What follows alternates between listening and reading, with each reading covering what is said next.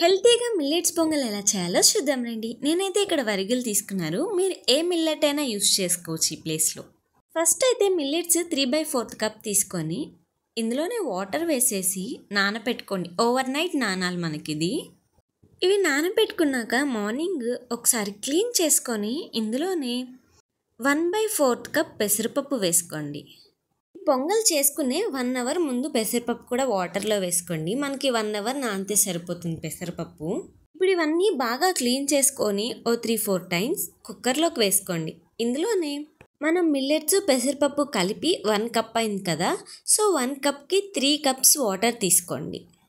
Water వేసుకొని ఇందులోనే కొద్దిగా సాల్ట్ కూడా వేసుకొని మీ టేస్ట్కి తగినట్లుగా మొత్తం ఒకసారి కలిపేసుకొని కుక్కర్కి మూత పెట్టేసుకోండి. 2 విజిల్స్ రానిచ్చుకోండి, సరిపోతుంది. ఈలోపు దీంట్లోకి మనం పోపు పెట్టుకుందాం. ముందుగా ప్యాన్లో కొద్దిగా ఆయిల్ అలానే కొద్దిగా నెయ్యి వేడి చేసుకొని ఇందులోనే జీలకర్ర మిరియాలు వేసుకొని ఫ్రై చేసుకోండి.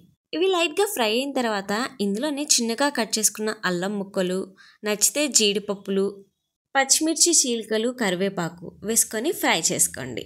లైట్గా ఫ్రై అయిన తర్వాత ఇందులోనే కొద్దిగా ఇంగువ కూడా వేసుకొని ఒక 1 మినిట్ అట్లా ఫ్రై చేసుకొని స్టవ్ ఆఫ్ చేసుకోండి. ఇది పక్కన పెట్టుకోండి. ఇప్పుడు కుక్కర్ విజిల్ పోయిన తర్వాత మూత తీసి చూడండి.